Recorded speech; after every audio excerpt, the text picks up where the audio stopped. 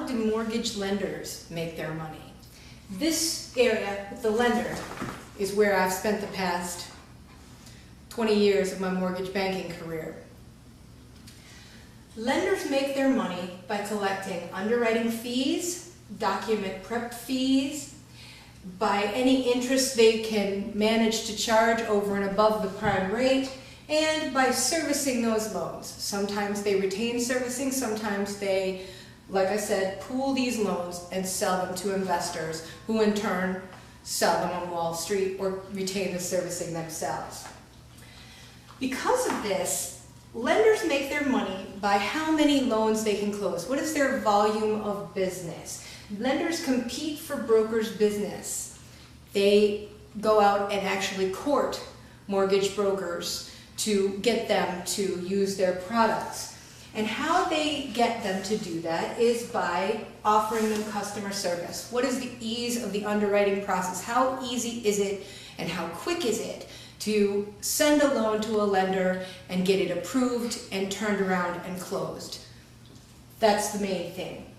Also, the variety of products that the lender can offer. A product is a type of loan that meets a particular criteria. Loan types that are regulated by the federal government are standard from lender to lender. That would be FHA, VA, Fannie Mae, Freddie Mac. Because of this, most lenders pretty much charge the same rates for those loans. Again, there's a variety of interest rates available, and the mortgage broker determines which one of those rates they'll take for you based on what the underwriter says that you'll qualify for and what the maximum amount of money they can get out of you is. Lenders who offer the best customer service get the lion's share of that business, and that's because if rates are the same, what differentiates one lender from another is how easy it is to do business with them.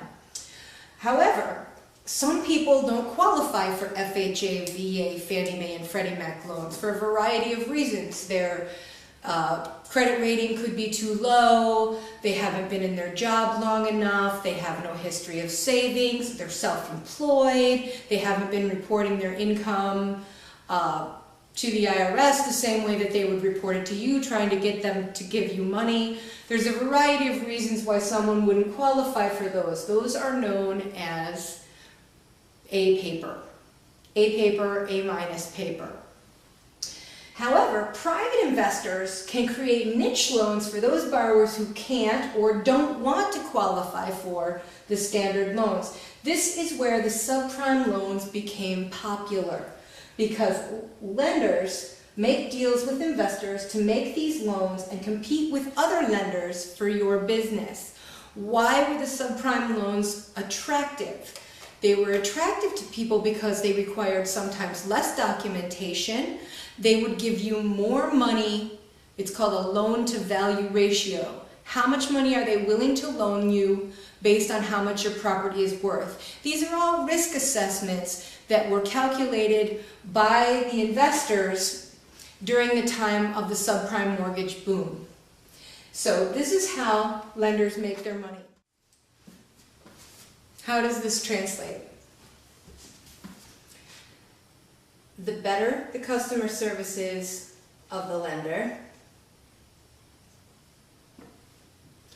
the greater share of business they're going to get.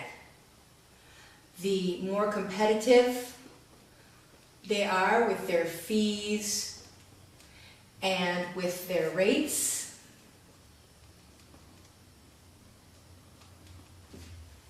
equals a greater share of the business.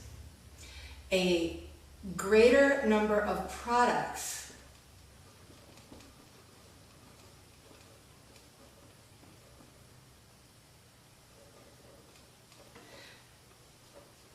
means more business and higher profits.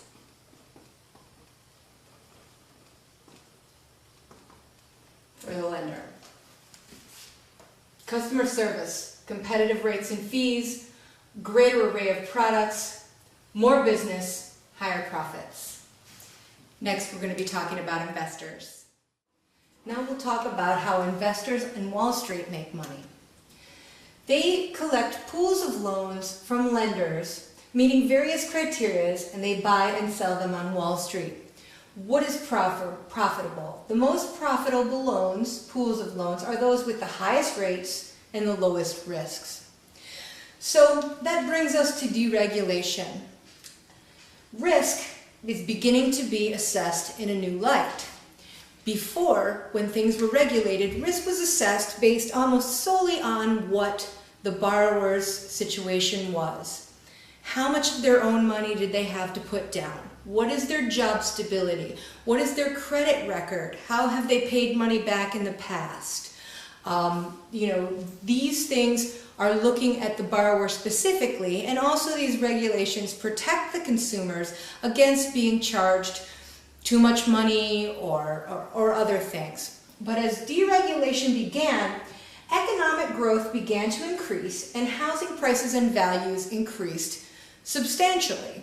So therefore that lowers the risk of the lenders and the investors, because if you don't pay and they have to foreclose on your home, they'll more than likely be able to sell your home for more money than they lent you on it, and then be able to turn around and lend money on it again to someone else.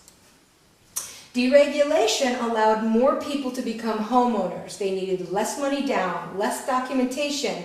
A larger number of products served people with special circumstances, the self-employed, people with lower credit ratings, etc.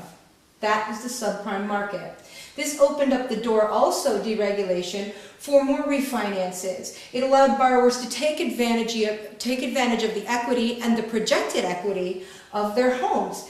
It temporarily lowered their payments. There were interest-only loans available that would allow you for a set number of months or years to pay interest only on your loans, or adjustable rate mortgages that started out very low and then at the end of the time period would either be a balloon payment or the rates would go up. This would have worked out perfectly if property values continued to increase and economic growth continued. This would allow more money to fuel the economy and increase demand for consumer goods. Seems like a win-win situation, right? Wrong. We're going to talk about in our next section about what went wrong.